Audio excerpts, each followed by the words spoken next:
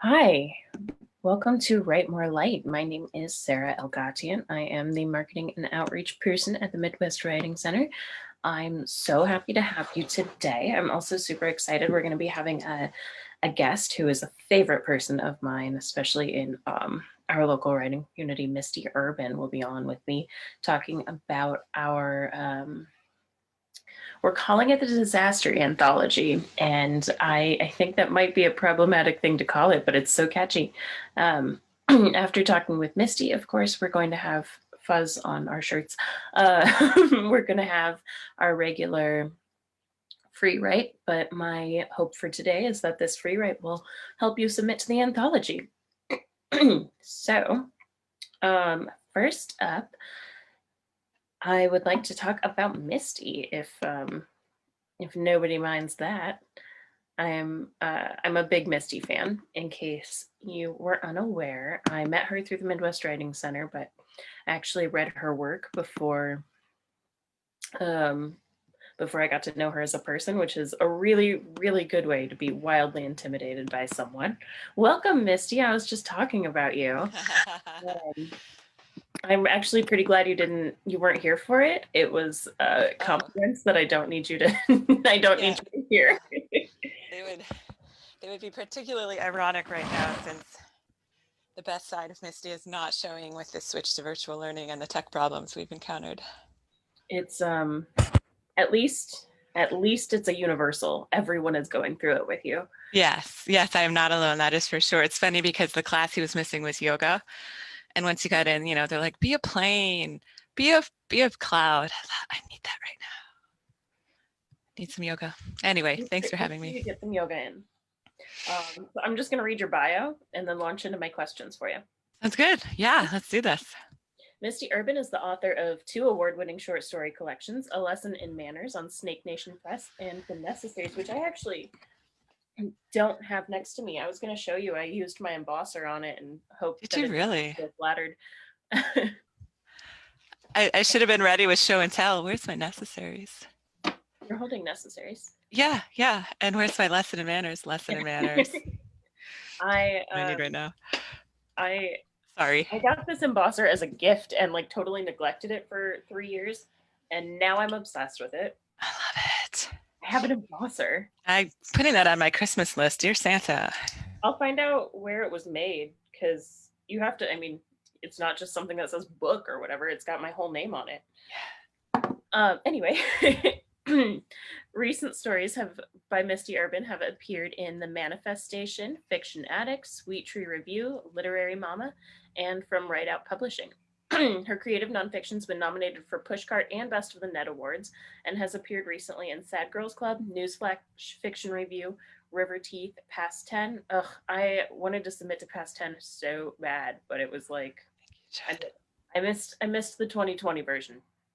Hmm. That's okay. Cleaver Magazine and the anthology My Caesarean from the Experiment 2019.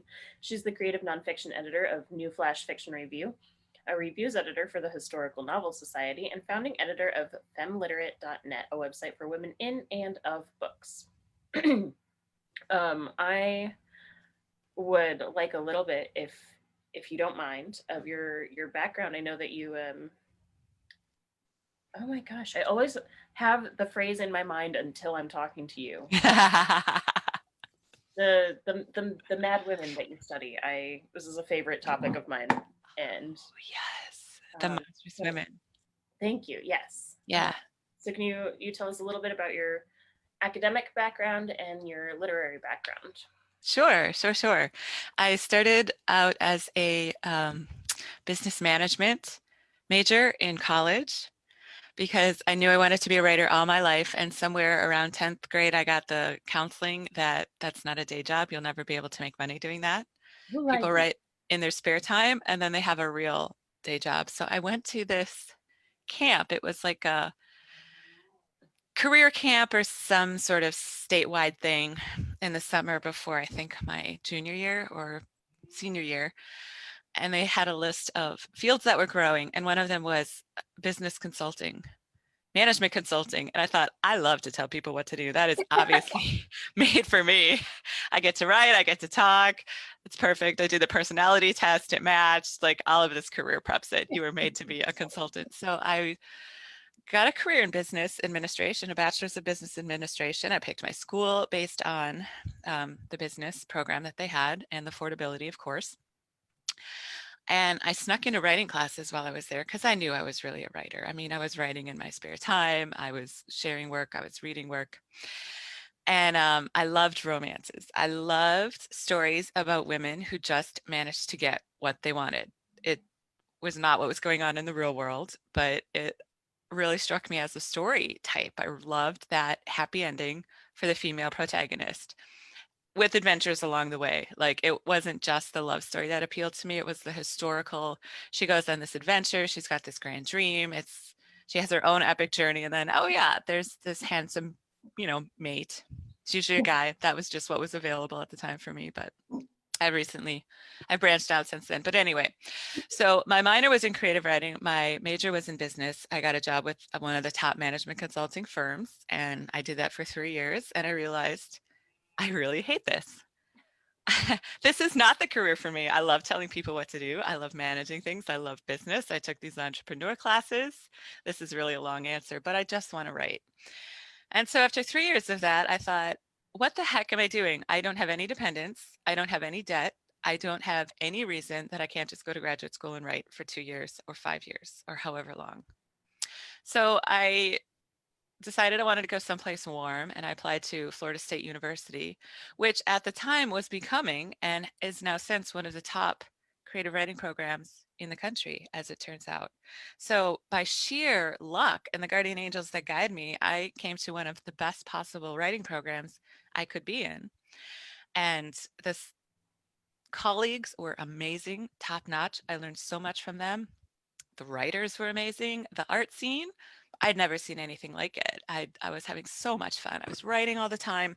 But the very first day, as a creative writer, you also had to take some English classes. You had to take some literature classes. And I love old stuff. I loved Tolkien. I loved the Arthurian legends. So I showed up for Dr. David Johnson's Old English class. I said, I'm going to learn another language. I love languages. Old English, its own language.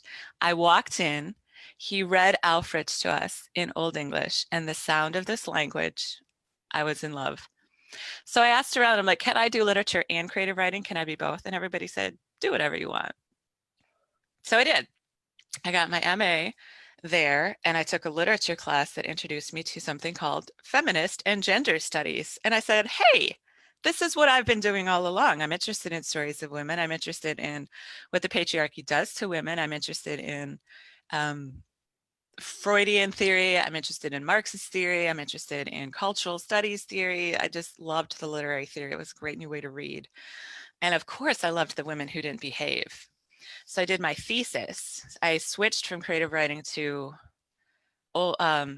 English literature because I wanted to study Old English. So I did my master's thesis on the poem Judith. It's an Old English fragment translated from the Bible. And for those who know their Bible, Judith is part of the Apocrypha, at least for the Protestant Bible. And it's a story of a Hebrew widow who, when her town is besieged, sneaks into the camp of the besieger, Holofernes, the general, basically uses her beautiful feminine wiles and wits to get him drunk. And then she takes his sword and chops off his head. And the army, seeing they're headless, and she does this thing where she holds it up and she's like, she takes it back to her people and she pulls his head out of a bag and she's like, look what the hand of a woman has done. You can rout his army. God has given us this strength.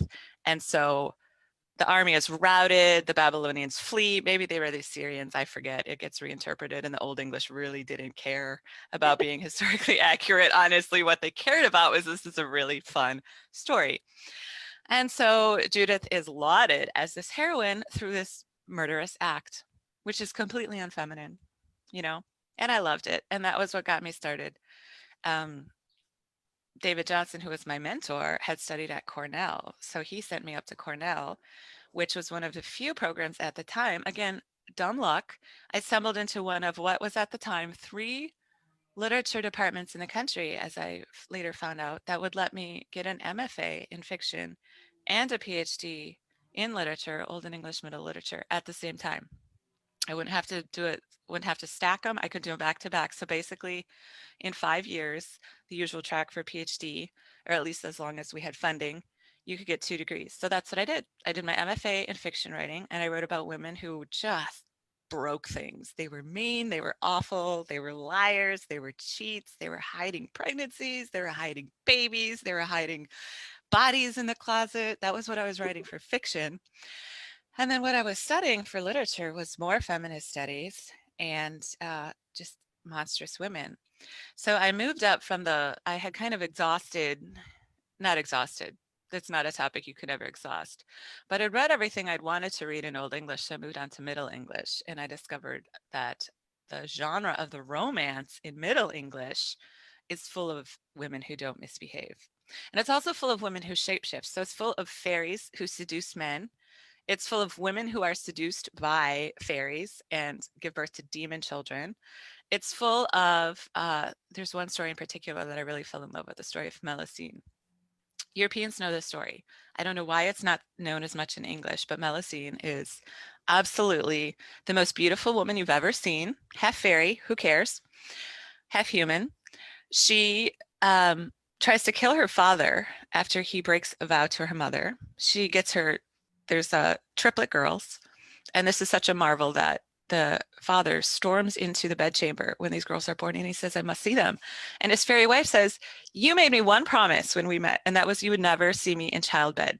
So poof, she takes the girls, she goes to the Isle of Avalon, and then she weeps and she mourns this mother. So Melusine is angry, seeing her mother sad, and says to her sisters, let's kill him. Let's just lock him in a mountain with all of his treasure because look what he's done. And they're like, yeah, that's a good idea.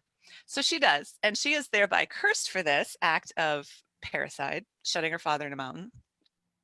And the curse is that once a week on Saturday, she will be turned into a serpent from the waist down. And there's one get out of jail free card. There's one way she can escape this. So this basically means that she's turned into a demon and she won't be able to go to heaven in the medieval mythology. So the one way she can escape this curse is if she marries a guy and he never learns this. He never ever catches on that once a week she turns into basically half a snake. Not a mermaid, but a snake. And how hard can it be? How much are these guys paying attention? This is going to be easy, right? So she finds this guy wandering in a wood, this handsome knight. He falls in love with her because she's beautiful. She says, you can marry me, but I get Saturdays all by myself. Can't come find me. He's like, sure, seems fair. 20 years pass. She builds him all these castles. She has all this fairy wealth. She brings him these immense riches. She has 10 children, all who have sons, strong, sturdy, virile sons who all have some weird deformity. One has an eye in the middle of his head. One has a tooth coming out of his chin. He's Geoffrey Greattooth. One has a tuft of a really weird mole on his nose. They're all marked by her demon blood, obviously. Raymond doesn't care. Her husband, he's like, look, I'm a big important man now. I'm a count. I've inherited all these castles. But his brother comes along and says, so how come you can't see your wife on Saturdays? And he's like, she asked me one thing. It didn't seem too much. And he's like, so she's either cheating on you or she's turns into a demon on Saturdays. You better go check. What are the other? It's one of these two things. Yeah, this is how medieval literature works, and I love it so much. So Raymond, in this picture, you got to go look for this online, anyone who's interested. He takes his sword to the bathing chamber where Melusine has a room of her own, like way before Virginia Woolf. She's like, I just want to take a bath on Saturdays. This obviously, everything else I do, I can have this one time to myself, right? Nope. She might be cheating. She might be a demon. He's got to know. So he takes his sword and he chisels this little hole and he looks in, and she is in her bath and she has this serpent tail and she's splashing and singing, and this enormous tail, slimy, scaly tail, is hitting the water, splashing the ceiling. It's this amazing image. So bear with me because I love this story so much. What would you do if you found out your wife of 20 years was really actually a serpent from the waist down one day a week? Raymond's like, this sucks. I'm not going to say anything. I'm just going to keep this secret. So he sneaks off, doesn't say a word until one of his sons does something really naughty. Geoffrey the Greattooth goes and he burns down a monastery with 100 monks, which is a big no-no for anybody. So Raymond gets really mad and he says, You know why this happened? It's because you are a demon. You turn into a serpent once a week. And then, of course, all heck breaks loose. There's weeping, there's moaning. She says, now I can't stay here. I'll be a demon forever. She turns into a dragon, full-scale dragon, 15 feet in length. They're very specific. She's 15 feet long in the English version. She flies out the window and flies away. How can you not love this story? How can you not love this story? Okay, I'm going to pause there for a moment because one of my scholars needs me. What's the matter? Oh, he's gone. He's running loose in the house. He can't hurt anything. Okay. Like dragon.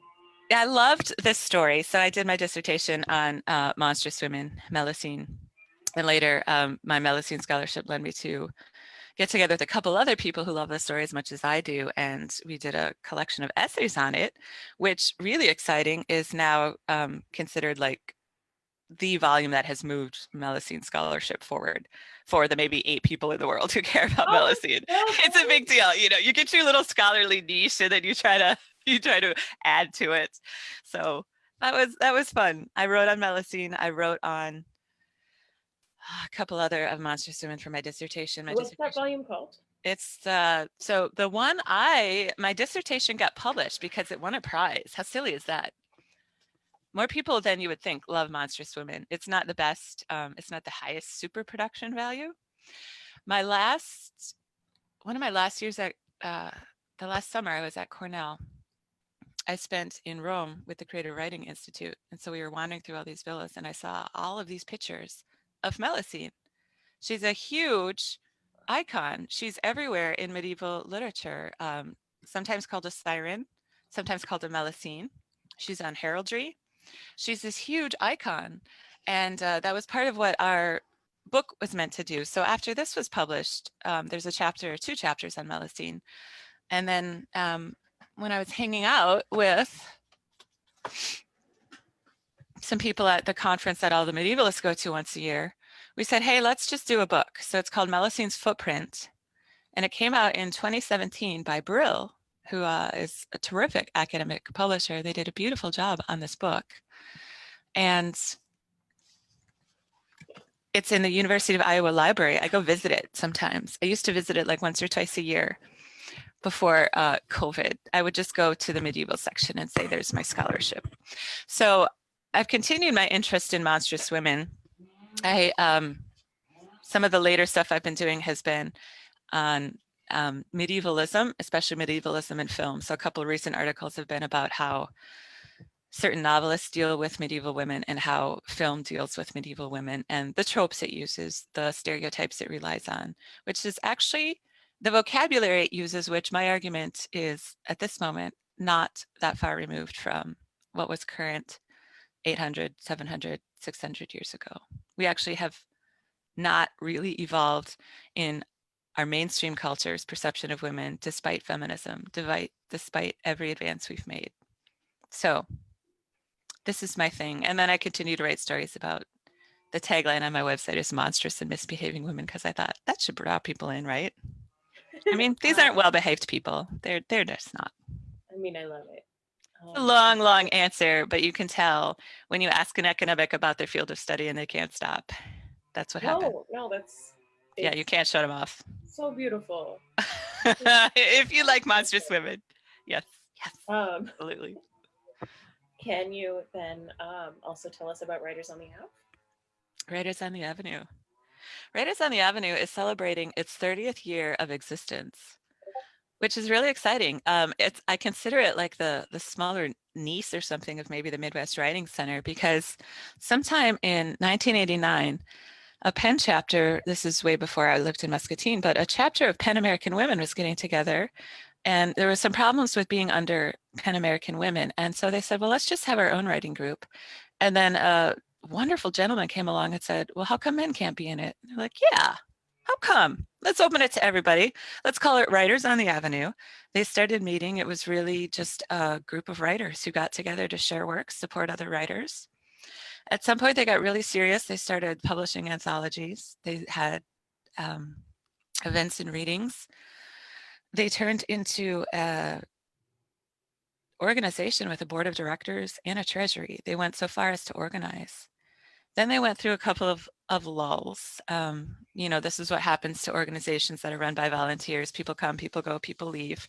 When I moved to Muscatine 5 years ago, 2015, I came from a place where I had no writing community. And before that, I had had the best writing communities in my MA and my MFA, where I was teaching, where I was a English professor for 4 years after I got my PhD. So I really wanted a community of writers, and I sort of stormed into Writers on the Avenue and said, please take me. And they said, sure, do whatever you want. It seems to be a theme. I storm into places, I stick in my nose, and people are like, do what you want. So I turned it into an Iowa literary nonprofit. We're basically the equivalent of a 501c3. We still have our treasury, we still have our board of directors.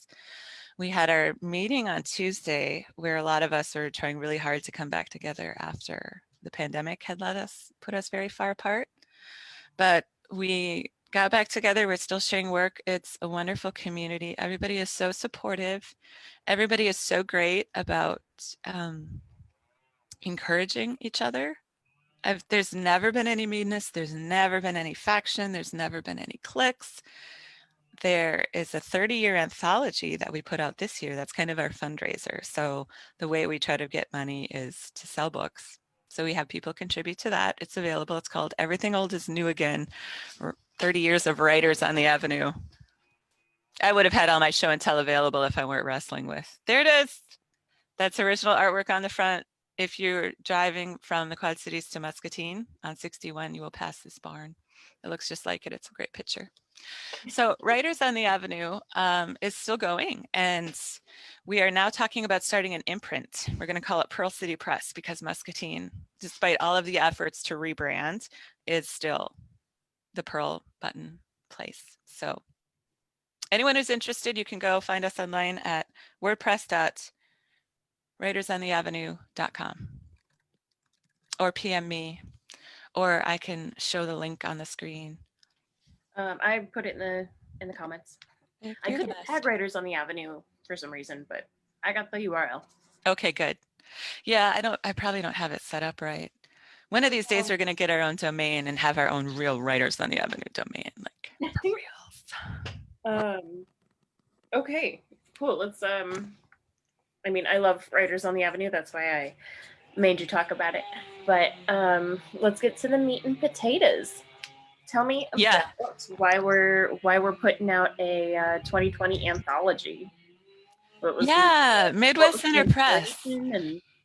Did you go through the submissions details already? No. Or should I won't. Okay. I'll keep it brief. Let's wait on that. Tell me the inspiration for it. The inspiration was there's a history in MWC board meetings where we say, let's do a book on and try to use it for a fundraiser. When the floods were really bad for a couple years in a row, we said, should we do a flood anthology? And then by the time we got around to thinking about it for real, we'd all sort of moved on.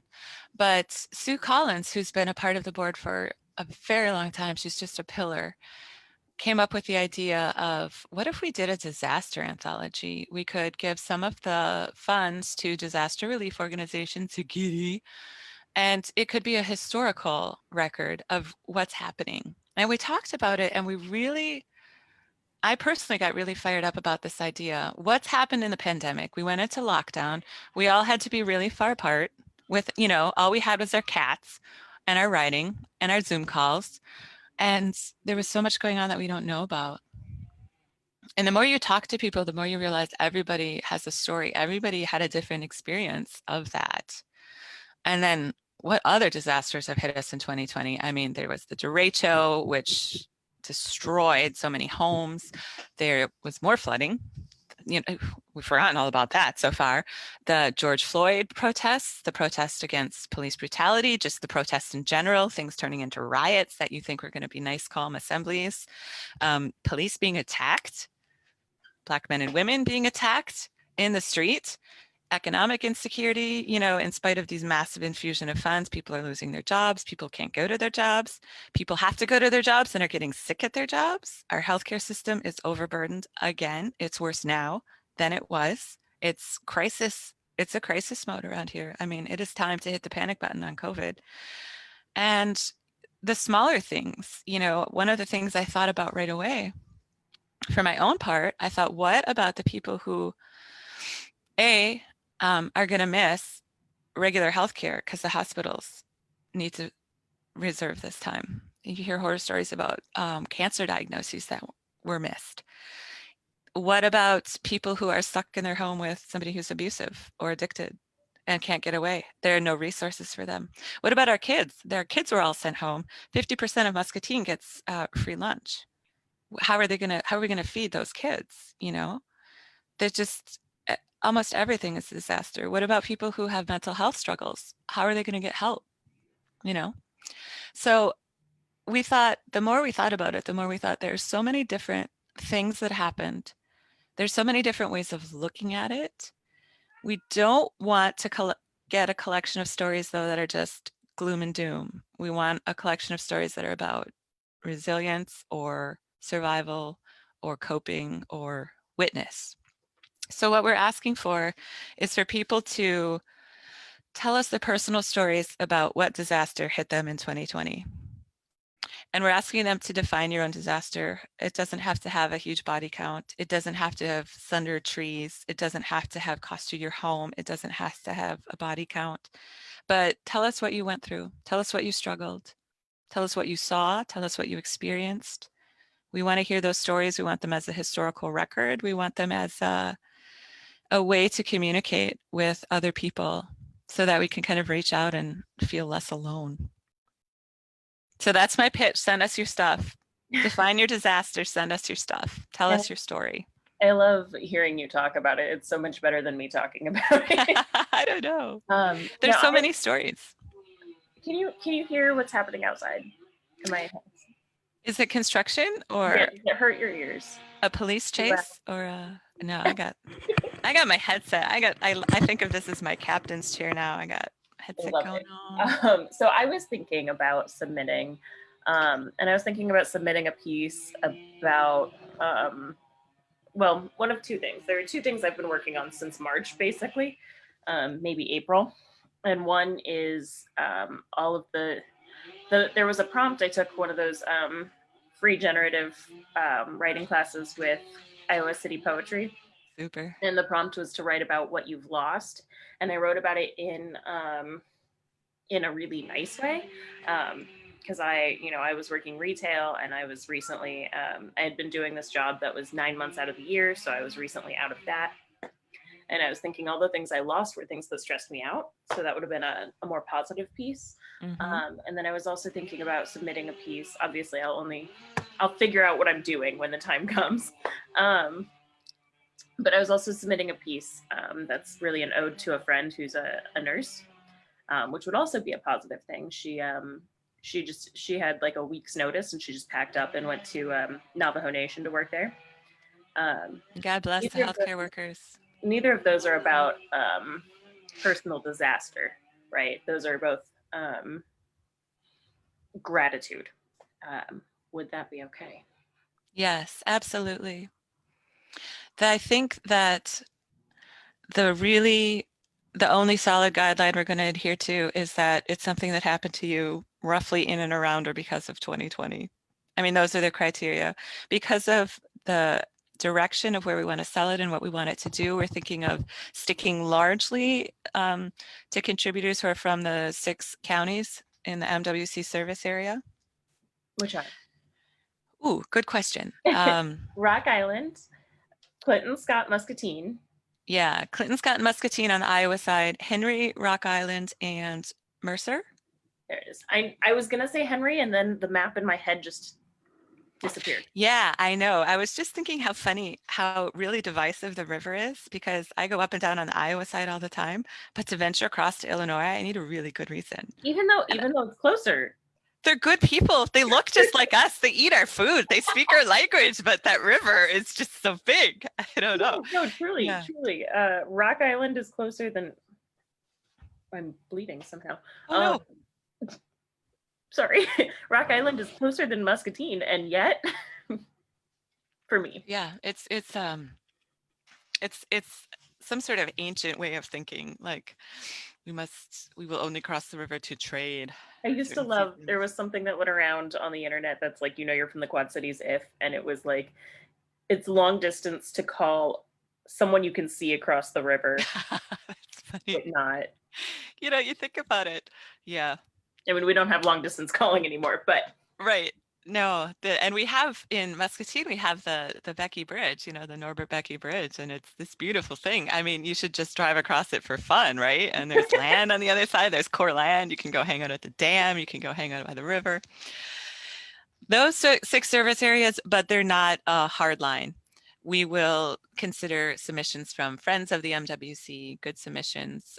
We do want it to have some sort of affiliation because it is MWC Press and because we're trying to focus on stories for the Quad City. I'm calling it the Disaster Anthology, which is kind of misleading. There was a point. it's catchy though. I can't stop. It's really catchy. It's a good theme. Saying 2020, I don't know. You can say 2020. It's a nice round number, 2020. In our graphic, it says 2020 was a disaster. Yeah. I love that graphic, by the way. Whoever designed that is genius. Really, really, somebody should give her a raise. Absolutely. And a big bonus. One of the things I noticed too during lockdown, a lot of sources of my stress had gone too. We weren't running to athletic events or scouting events every night. We were having dinner as a whole family every night. We were having family movie nights. We were playing board games again. We hadn't played board games in so long. So in a way, our little pandemic pod got really close and we got through it with the help of a couple area families. And it was really fun in a way to spend more time with family. So, my disaster would be, oh gosh, homeschooling was so hard. My kids don't listen to me and there's these tech failures. I'm like, that's obviously the disaster of somebody who's extremely sheltered and extremely privileged. I told a lot of people I was pretending I was on a poverty vacation because I I was out of money, but like I always dreamed of, instead of, because anytime I've had the chance to take a vacation or to travel, I would do that. But what I really want is like a week off at home where just nobody knows I'm there, so they don't bother me. Um, so I'm with you on that. In the ways that aren't insanely stressful, like pandemic and money, and people dying for other reasons. Yeah. Really nice. Yeah. And you know what? We're going to get stories of, and I really hope we hear everybody's story. Stories that are going to make me cry. Please send those. I want to read those stories. Stories that do have a body count. Please send me those stories. I mean, they need to be told. They need to be told. There are stories that haven't been told that I think should come out too. The stories of the people who maybe didn't have a body count but are still going through something. Other than, the real trauma that I'm grateful to not have. Something I've been saying a lot is I'm really grateful I'm not a teenager in 2020.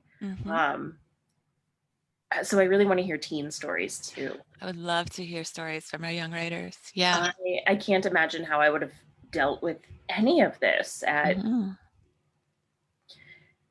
15, 16, 17, 18, 19, 20, 21. Yeah.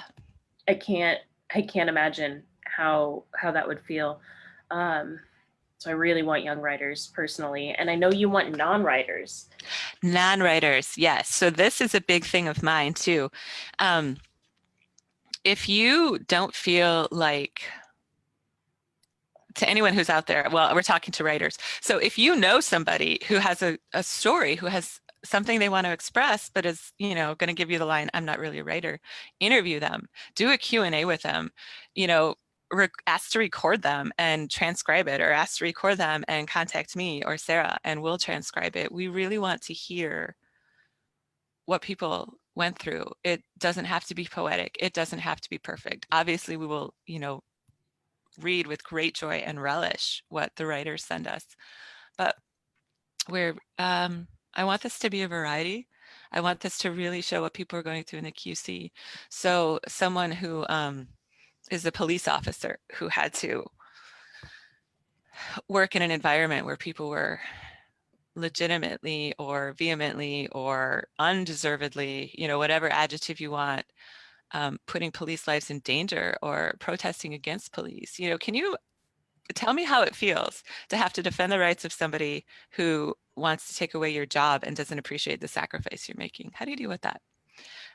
You're a healthcare worker. How do you deal with people who are like, I don't need to wear a mask. I'm going to be fine. You know, and you want to say, I have a family. You're going to come into the hospital. I have to help you because that is my job. That is my mission. And I can catch it and I can take it home to the people I love. You know, will you please put on the goddamn mask? It's, you know, like I want to hear those stories. I want to hear all the stories. I'm Totally. getting off track. Totally. And I Um, don't know. No, that's exactly the track. We also, obviously people who have been in protests, we don't want to yes. undermine the reason for protests or No. the violence that is very real and out there.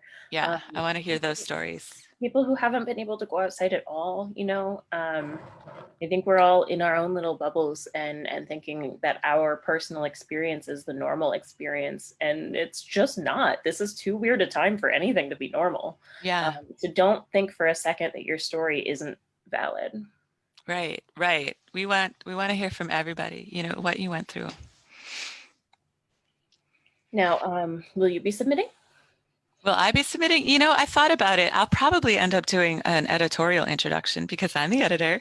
So I will be one of the people who's reading. I might be the person who responds to you and says, "Can we change this word? Can we put a comma here?" Because, you know, then I'll feel like I'm doing my job. Are But we um, are we then accepting? So there's a potential then to accept with edits. So if is mhm, that what you're saying? yes. And can you explain what that means?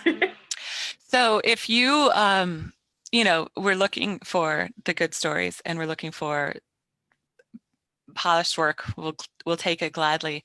But as I said before, since we want to hear a lot of stories and a lot of different stories, we'll I'll look at just anything if it's to the point. If it's a story about somebody in or around the QC who's got a story about or lives in the QC and wants to talk about how they felt about George Floyd killings, how they felt about being in the midst of a bitterly contentious national election, how they felt about being maybe trapped between the mask wearers and the non-mask wearers. I mean, it turned into the star-bellied sneeches. Honestly, like people were getting shot over whether they wanted to wear a mask or were asking other people to wear a mask. It's unbelievable. So just tell us, you know, if that was your disaster, just watching this from your own home, tell us about that and send us what you've got.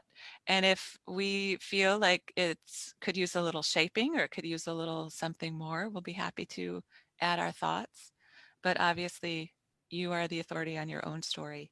And we're really open to how you want to tell that story. If you've got visual art, drawings, or photographs, our only request is that they would be in black and white because printing in color costs too much for MWC I was Press going to to say, we afford. can be honest about it. It's fine. We'll consider it for cover art if it's color.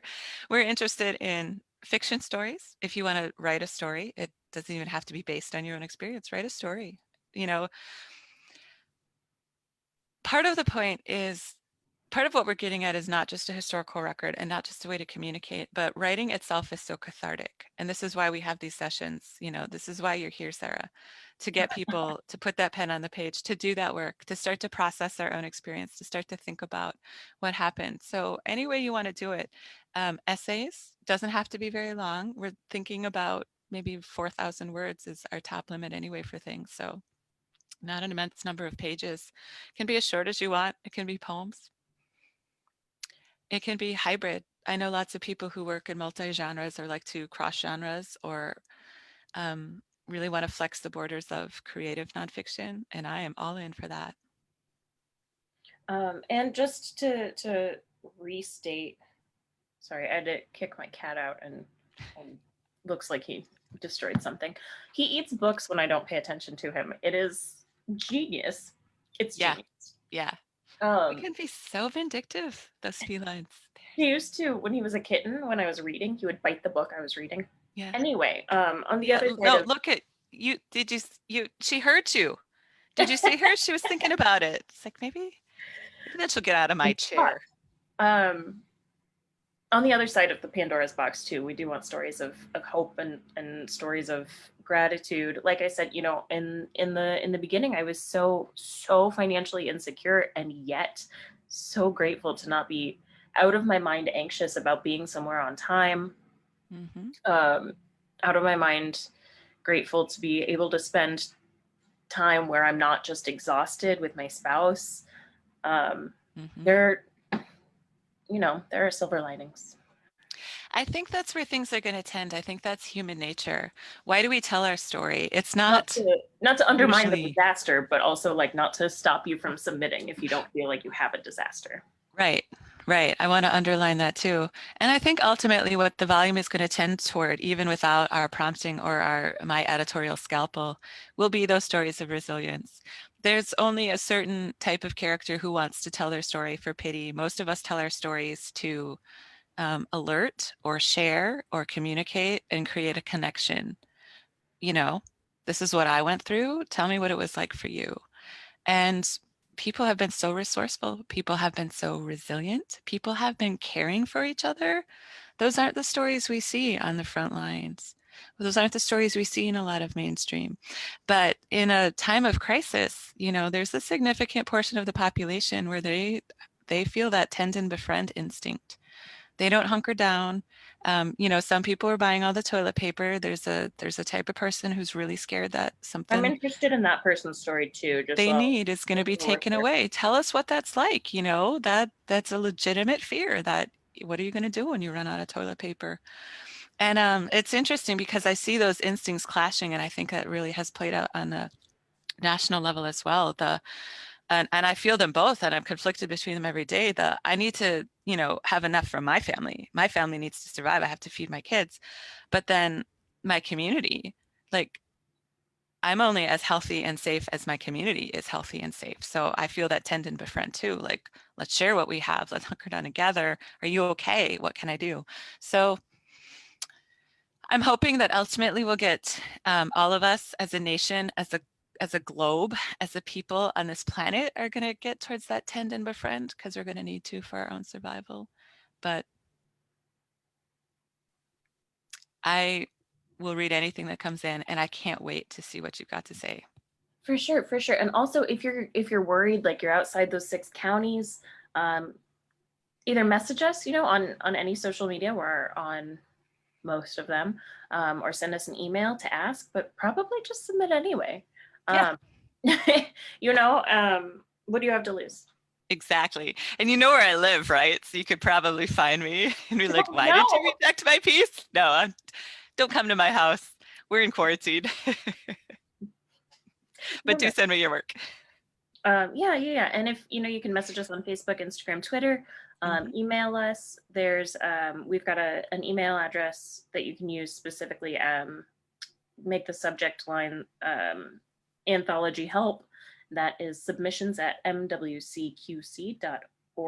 Um, or whoever's email address, like you can message me. I'm Hmm. the one who's going to answer your message most likely. um, yeah. Anything else you want to add? We're asking that people send stuff by January 31st. We want to get the volume out, edited and out, while this is kind of still fresh in our minds. 2020 will be behind us by that point, but the disaster is still there. The opportunities for healing and regrowth are approaching, but 2020 is not over yet. So end of January is our deadline. We'll ask for things by then. We haven't set a date for the book launch, but I'm hoping it'll be in the spring. We'll see how that goes. I like to aim big. I like to be ambitious. You And know, if you have I any I like questions, the idea of this being on a tight deadline so that it's all real. yeah, yeah, yeah, I know, there's a part of the population that already feels like 2020 paid us back by Joe Biden's win. There's part of the population that feels that wasn't a great thing. So some people are going to be feeling, well, the disaster has receded by January, and some people are going to feel the disaster is even greater and more upon us. So The body count is still growing. the body count, I can't even think about it. But you have to. Yeah. In Muscatine, our positivity rate is, as of this moment, 50%. 50%. Yeah, when the Mhm. so I was until very, very recently, I was living in Iowa City, and about a week after the kids came back for college, our positivity rate was 89%. You know, it's funny because I get the morning paper and I read the morning paper with my coffee while I get the kids ready. And I was watching this strange thing come out of this is actually in the beginning of the editorial letter. I think I might keep it. You know, watching the news and China felt so far away. I thought it won't reach the US. And then it reached Europe and I thought, still, there's an ocean. And then it showed up in Iowa City and I thought, here we go. It is time to start taking this for real, people. We've got 3 cases in Iowa City and that is next door. I have not I'm embarrassed to tell this, but here we are, and I'm saying it already. It's a Um, safe place, Sarah. it's the public. The whole world is out there. I'll protect you. Someone asked me when it was in China still, or so we thought it was relegated to China. Asked me to do a $1 bet. It was something he did at work, where once a week they would make a dollar bet in his workplace. And he said, "Do you want to join a dollar bet?" And I was like, "Sure." And he said, "How many people in the U.S. will die from coronavirus?" And I said, 11. Mm. Um, I feel like a total jerk saying this out loud. I'm regretting it already. Um, but yeah, no, it didn't seem real in the beginning. We couldn't know. And I am old enough that we saw SARS and it just never got serious over here. We saw H1N1 and there were the hand washing signs in my schools, wash your hands, wash your hands. It's here, people, take it seriously. And we did.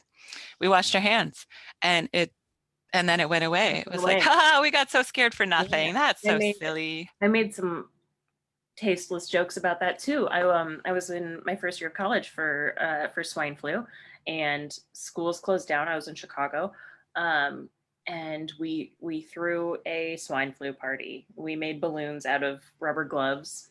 There was a CVS across the street, Hmm. and they were sold out of masks, and we were like, "This is so silly," which is We've just awful. I mean, people died. You can't make fun of that. we I felt safe. Zika virus, I felt terrible for what was happening, but it wasn't going to come here. You know, West Nile's shown up in a few places, but it's not this. We just had no idea how to deal with it, and we didn't have the leadership at the top that was listening to the people who did. Hmm. We didn't have that activation. I saw Contagion a while ago, well before this, because I love those disaster movies, and it was no surprise to me how fast it spread, day zero. It was no surprise to me to see, how some people reacted, that they got to work on a vaccine and some of them were, buying more ammunition for their guns and barricading their homes. It was just what they felt was most important. I And can say, I think with complete, yes. I think I can be completely honest when I say every single piece of 2020 has been a surprise to me. Hmm. Every single thing has been a surprise to me. Maybe not like this is a shocking thing that happened, right? I'm not shocked by a contentious election or police brutality, but every day you wake up to a surprise this year. In some ways though, it's about damn time we started talking about it. Like, how many deaths have we seen? Trayvon Martin was my first wake up. Like, this is real. Our Black people die way, way more at the hands of police. Our brown bodies are at more risk. It's just, that was really when it hit me, when I actually sat down and for the first time cried about this kind of injustice that's going on. And, and it took how many years? It took George. It took, finally until we're like, this is it. We will throw stuff through windows. It is time that we started talking about this as a real and legitimate problem. You can't have people who have these military grade weapons or, the ability to sit on your neck until you suffocate just because they think you're a threat or stab you in the back when you're putting your kids in a car in Kenosha. Like, it's got to stop. It's got to stop right now. Um, so back to maybe a lighter note. Yeah. um, I'm just going to round up with the the fine print that's on the graphics. And again, there's more information on our website. Hit us up in whatever venue feels most natural to you if you have any questions. But we will take any kind of writing and black and white visuals. Submit to us, over 300 DPI or more. But we'll take scripts. We'll take comics. This isn't all listed, but I don't want anyone to think that we will only take fiction, poetry, essay, or hybrid. Right. Yeah, surprise us. Again, that deadline is January 31. Whatever writing comes naturally to you, that's what's going to be your best writing, probably. If you're submitting poetry, we want up to 3 poems or 5 pages. Prose will be 4,000 words. Hybrid or other is 5 pages or 2,000 words. You can be the best judge of that. If it's more words, then it's more words. Again, our email address for this project is submissions@mwcqc.org. When you're submitting, submit with the subject 2020 submission and include your work as attachments, Word documents, PDFs, for your written work. If of course, if it's hybrid or whatever, you want to maintain the formal integrity, so PDF is just fine. We will ask for a Word doc later, but whatever works for your piece. Visual, we want a PNG or a JPEG, and we would like you to title your work, title, last name, 2020 sub. Is that it? Yeah, no, go ahead and ask us for help. If you have questions, send us an email or a message on social media. And Misty is going to be your best bet. She's going to be your editor. And she's going to find someone to help you out with your work if you feel like you're not a writer. We're all writers and storytellers here. We're all good storytellers. We all have a story. We want to hear it. Do you have anything else to add? I know you've got a life to get back to. Thank you for having me today and for letting me go on at length on my own little personal it is so wonderful. tangents. I know you understand how wonderful it is to talk to someone about something they're passionate about. Yep. So because it is 2, I'm going to leave y'all who are here with us with a writing prompt, but I'm not going to time you. I hope you will write about one thing that affected you in 2020. Get started now. All right. Thank you so much, Misty. And Yeah, thank you thank everyone you. for being here with us. As always, please write more light into your life. Please do. Take care. Be safe.